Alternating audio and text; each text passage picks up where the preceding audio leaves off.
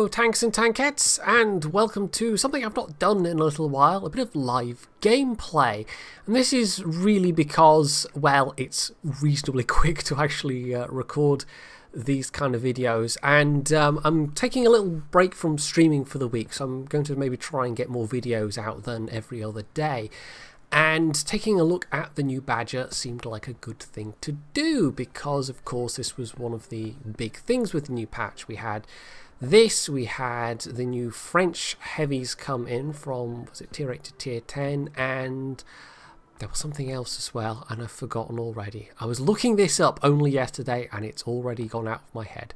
Anyway, of course, aside from vehicle changes, we also have the new cosmetic system, which I'm going to very briefly take a look at, because if you have, well, tier 8 premiums and tier 10, you can just put on like paint, and then for the rest of the tiers, the camouflage system's changed a bit as well, so you can actually mix and match different camo styles on different bits of the tank if you so desire. For example, you can do that, and they actually have things like scaling options, and some of them have different color options, and there's various nice things going on. And in a way this is genius, because there are going to be people like me who have got like oodles of gold sat around, and who you know, like maybe don't necessarily have much to spend it on. And these days mostly I'm sitting on this gold in order to buy more premium time if and when I need more premium time.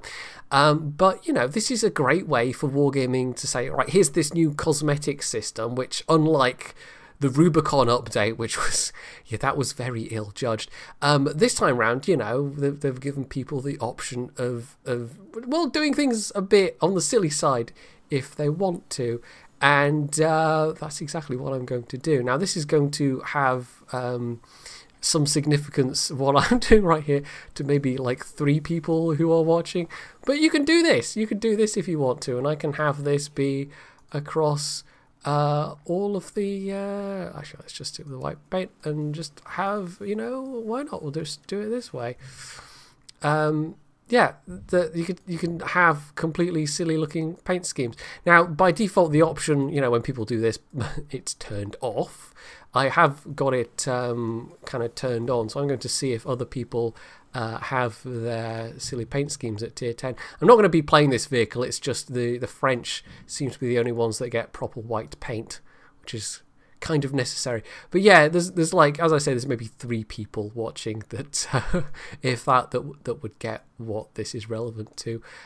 You know, I might as well even just tell you, it's a thing that I liked to do in GTA 5 Online. I liked to paint all of my cars orange and give them like white trim, just because I quite like the colour orange. So there we go, I can do it in World of Tanks now as well, but only really with the French vehicles.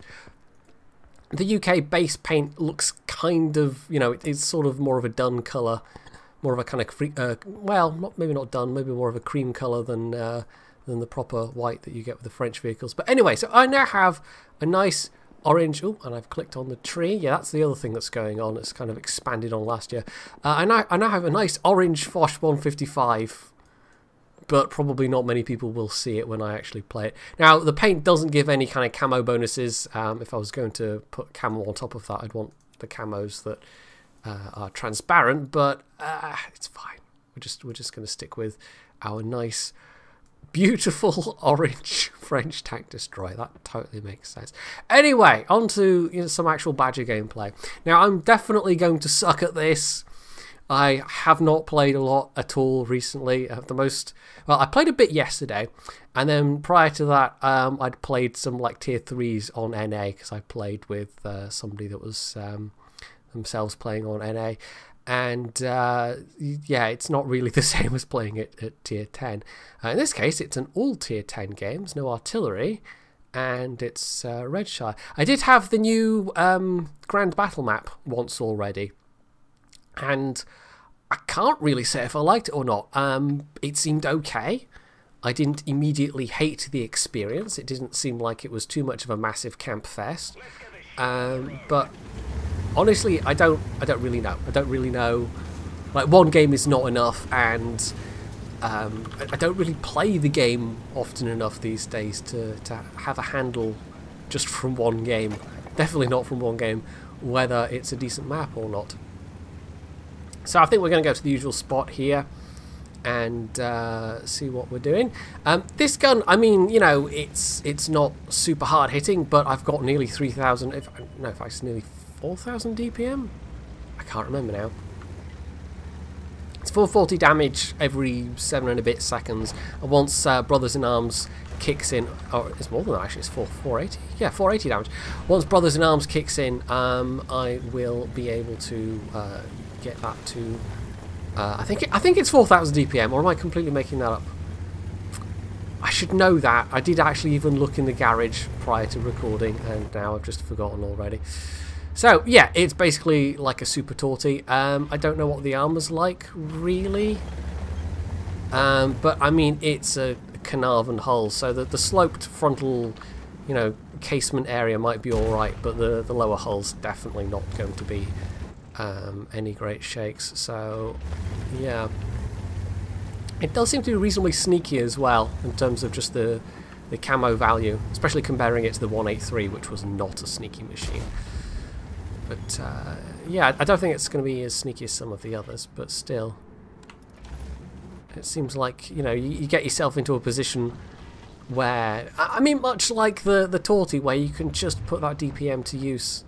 That's going to be the optimal time for it. It's not really like the 183, and this is why they took it out, and like I was talking about this in the 183 video yesterday, is that, nope, I've got a quick aim time, but not quite quick enough. I actually didn't put the gun lane drive on, which maybe I could have, but the base aim time seems to be, like 1.7 is already pretty good. But anyway, right, I bounced one of those shots. Well, actually, we will heal the radio man, because why not? I'm not sure where that Stridsvagen is shooting me from. Stridsvagens are definitely going to be, you know, the Swedes are definitely going to be the stealthier machines, but yeah, this seems not too bad. Right, let's see if we can't finish off this mouse. Whoa, hello! Or I could get rammed by... Thank you, that was useful. There we go. I could get rammed by an E3 backing into me, which is not useful. And another hit. Yeah, so it does. It relies on those situations where you can sit and go pew pew pew pew pew pew pew pew pew, just like the Torty. So in that regard, it is, you know, a lot more like the ones on the line that preceded it. But still, you know, I personally, I think the line was fine the way it was before, but it doesn't seem like a bad machine. It seems okay. And if you do get a chance to use that DPM, then I think you're going to do very well with it. Anyway, if this E3 can spot, I mean, he's got the armor to maybe tough it out a bit. Nope. I just moved. That shot went low anyway. The gun depression seems alright, by the way. I don't know if it's as good as the Torty, but I think, you know, if you're in this kind of position where you can use that gun depression, that is obviously going to really, that was a lucky shot. That's really going to help out your frontal armor protection in terms of quite how bouncy you are. I don't even have any, I'm not even packing any premium on this, by the way. I mean, it's, what, 272? Yes, it seems like it's good enough. There might be a couple of targets where you would possibly want the premium. Maybe I'm just being a filthy casual scrub, not having any premium whatsoever. Oh, I've just been spotted by somebody. No, I might get him with a Hesh shell, actually. In fact, given that the grill's also popping up there, a Hesh shell might not be the worst thing in the world. Because, you know, 50 hit points, a single Hesh shell should do the job. At least I think this is just Hesh. Yeah, it will be. It's the non-premium Hesh. Which is really the splash damage we're wanting in this case. I've not even really been paying attention to how it's been going on the rest of the map. This is... well, looking quite even at the moment. Right, despite being behind a bush, I am sort of getting spotted right now, which is not ideal. You'll notice I've got binoculars. I do also have optics on it, but even with optics, I think the base view range is 390. So I decided for the time being to also have binos. A camo net would help more, and also this crew does not actually have the camo skill. But that'll probably be their third skill that I'll train them up for. One thing that is slightly irritating is that they moved over the 183 crew, and that had one less crew member, so they've given you 100% crew member to go in the extra slot. I think it's like a radio man, but if your other crew members, as mine were, you know, they're on their way to their second crew skill. They're like 93% of the second crew skill. On the way to the third crew skill even. And so it means that I've got this one crew member that really needs to be trained up before they can catch up with the rest. So yeah, that's kind of not ideal. Okay, the gorilla has moved. Can we spot maybe? Oh, hello, there's the back chat. Yeah, I still have a reasonable amount of health left. Nope, that was probably a terrible shot. Back off before I can get shot. Reposition slightly. The mobility is certainly, you know, it's okay. You can't say it's super fast, but it's not too much to complain about. Certainly faster than the Torty. I haven't even played the improved Torty because, of course, that got some buffs as well. So I don't really know what that's like these days. Right, Mr. IS-7 is going around to the flank. Oh, as is the 140. This is the part where the fact there's no artillery comes in very, very useful. The only thing is, I don't really want to get rushed here, because if the bat chat also turns up, that would be somewhat bad for me, of course. Oh, angled left front plate, yep, that's not going to work out. Of course, if the 140 does want to shoot me, he's going to have to peek over, so I'm trusting that my allies are going to give me sufficient cover here. But I do have the hit points to absorb at least a couple of hits. You don't get that much more health than the Torty has. But, you know, the Torty... Like, the 183 had 2,000 hit points, and the Torty had 2,000 hit points, which is one of those reasons why I always kind of said, oh, well, this line's got, you know, effectively 2 tier 10s. Right, don't die, E50. I need you to stay alive.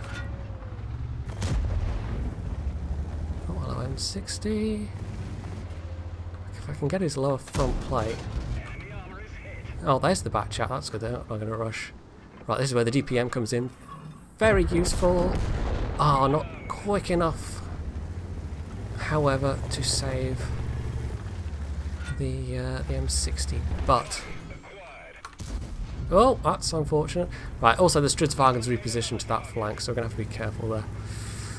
It's a pity I couldn't get that 140 though. I mean, it wouldn't have killed him, but one shot in the side would have been useful, and instead of taking a hit for really no purpose.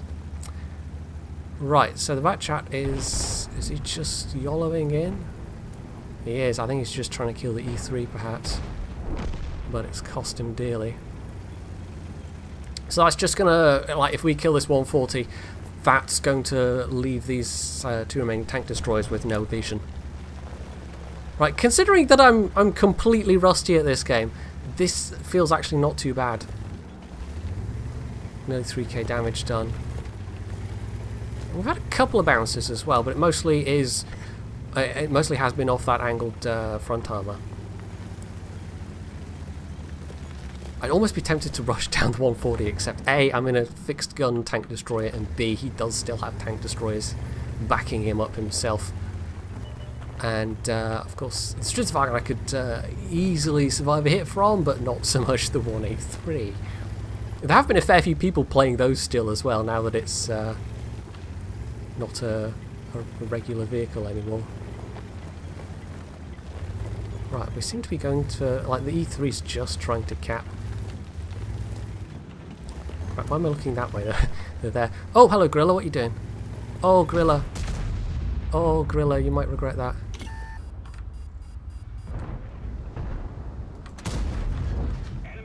Oh, can we kill this. Nice. Nice, nice, nice. He's dead. The 183 is actually fired. Went in my tracks. The 183 is backed off. He's tracked me again. Now, I'm trying to get his... you can tell my reflexes are very rusty. No. Never mind. 50M got the ram. 14 hit points remaining. We've basically got this. Get the final kill, and there we are. Not bad. 3.6k damage. That was not completely terrible. Considering I'm just doing this all, you know, completely live and on the fly. Yeah, that could have been worse. Probably won't be their second class. I was going to say that probably won't be a particularly amazing, you know, and everybody will have been playing it and getting their aces. I haven't actually seen that many of them around, I have to say. But maybe everyone's got it out of their system by this point. Anyway, top of the team, T62A actually did a little more damage. The 50M did more damage than that. So, you know, that was a respectable result. And my accuracy did leave a little bit to be desired at different points. Only half my shots actually penned. But, yeah, that's the Badger. And it's going to be better once Brothers in Arms kicks in. Definitely, but that's going to take a little while with this crew. But yeah, it does feel like, you know, a good step up from the Tortoise. Bearing in mind, as I've said, I've not played the Tortoise recently, but from my memories of the Torty, it feels like much the same thing, where you need that opportunity to keep putting out the damage. But going from, was it 400 average on the Torty to 480, actually that does feel like you have a bit more of a punch, even just with those single shots. So you combine that with just the raw DPM, and was it 4,000 or was it? Yeah, it was actually. Yeah, we're 3,900, so it might be possible to, if I had like vents on this on top of the Brothers in Arms, or even the improved gun rammer, because that's just a standard large caliber rammer, but there's no way I'm going to get one of those anytime soon. Yeah, it's definitely going to be possible to get this to over 4,000. Hell, food, there's also food you could put on it as well. So that's the Badger, the new tier 10. This is only like my third battle in it or something like that, but that was a fairly decent result, even so. And yeah, it feels like a pretty decent machine. Bearing in mind it's still, you know, reasonably sit at the back tank destroyer. You're not going to be particularly getting in people's faces with this thing unless you really have to. Although, having said that, what is that, 365? Yeah, that frontal plate might actually be pretty tough for the upper area. But when it says 365 there, of course, it doesn't necessarily mean the whole thing's 365. I bet there's no way the lower front plate will be. So, that's it for the Badger and for this bit of live gameplay. Hopefully you've enjoyed it, and my amazing coloured Foch 155. It's so amazing, you guys. If you have, you can hit the like button. You can leave any comments below. You can sub to my channel if you haven't already. And, as always, stay tuned for more.